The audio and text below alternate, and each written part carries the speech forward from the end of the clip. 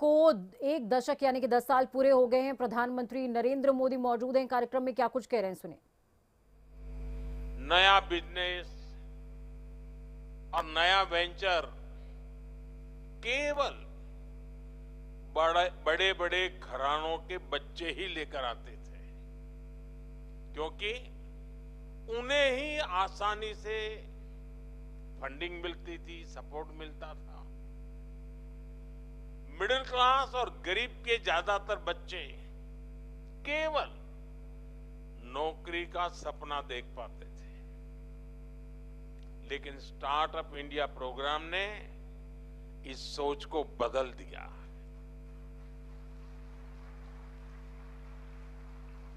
अब टियर 2 और टियर 3 शहरों के, यहां तक कि गांवों के युवा अपने स्टार्टअप खोल रहे हैं, और यही युवा आज सबसे ज्यादा जमीनी समस्याओं का समाधान देने की लगातार कोशिश कर रहे हैं।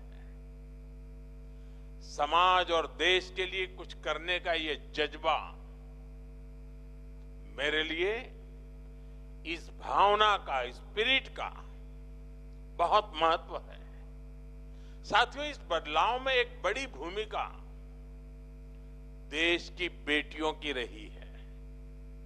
आज 45% से ज्यादा रिकॉग्नाइज्ड स्टार्टअप में कम से कम एक महिला डायरेक्टर या पार्टनर है।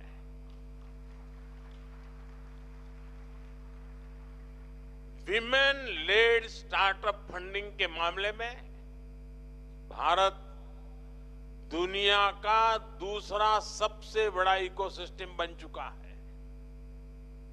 स्टार्टअप्स का ये इंक्लूसिव मोमेंटम भारत के सामर्थ्य को और बढ़ा रहा है। साथियों, आज देश स्टार्टअप रिवॉल्यूशन में अपना भविष्य देख रहा है।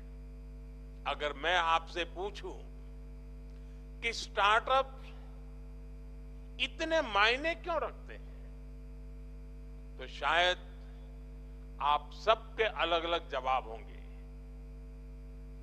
कोई कहेगा भारत दुनिया का सबसे युवा देश है, इसलिए स्टार्टअप्स के लिए अपॉर्चुनिटीज हैं। किसी का उत्तर होगा भारत दुनिया की सबसे तेजी से ग्रो कर रही मेजर इकोनॉमी है, इसलिए स्टार्टअप्स के लिए नए अवसर हैं। कोई कहेगा आज देश वर्ल्ड क्लास इंफ्रास्ट्रक्चर बना रहा है, भारत में नए नए सेक्टर्स उभर रहे हैं, इसलिए स्टार्टअप सिस्टम भी आगे बढ़ रहा है। ये सारे जवाब, ये सारे तथ्य सही है, लेकिन एक बात जो मेरे दिल को छूती है वो है स्टार्टअप स्पिरिट। मेरा देश का नौजवान आज कंफर्ट जोन में अपनी जिंदगी गुजारने के लिए तैयार नहीं है। उसे किसी पीटी लीग पर चलना मंजूर नहीं है।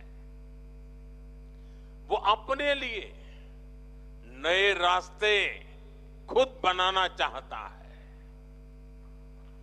क्योंकि उसे नई मंजिलें चाहिए, नए मुकाम चाहिए।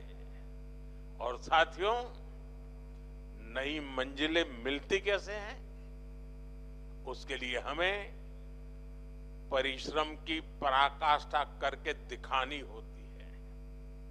और इसलिए हमारे यहां कहा जाता है, उद्यमेन ही सिद्ध्यन्ति कार्याणि न मनोरथैः। अर्थात कार्य उद्यम से सिद्ध होते हैं, केवल मनोरथ करने से नहीं होता। और उद्यम के लिए पहली शर्त है साहस। आप सबने यहां तक पहुंचने के लिए कितना साहस किया होगा, कितना कुछ दांव पर लगाया होगा। पहले देश में रिस्क टेकिंग को डिस्करेज किया जाता था, लेकिन आज रिस्क टेकिंग मेन स्ट्रीम बन गया है। मंथली सैलरी से आगे सोचने वाले को अब केवल एक्सेप्ट ही नहीं, लेकिन अब उसे रिस्पेक्ट किया जाता है। जिन रिस्क टेकिंग आइडियाज को पहले लोग फ्रिंज मानते थे, वो अब फैशन बन रहा है। साथियों, रिस्क टेकिंग पर मैं खास तौर जोर देता रहा हूं, क्योंकि ये मेरी भी पुरानी आदत है। जो काम कोई करने के लिए तैयार नहीं होता, ऐसे काम जो दशकों से पहले की सरकारों ने नहीं छुए, क्योंकि उनमें चुनाव हारने का, कुर्सी जाने का डर था। जिन कामों के लिए लोग आकर कहते थे ये बहुत पॉलिटिकल रिस्क है, मैं उन कार्यों को अपना दायित्व समझकर जरूर करता हूं। आपकी तरह ही मेरा भी मानना है, जो काम देश के लिए जरूरी है वो किसी न किसी को तो करना ही होगा, किसी को तो रिस्क लेना ही होगा।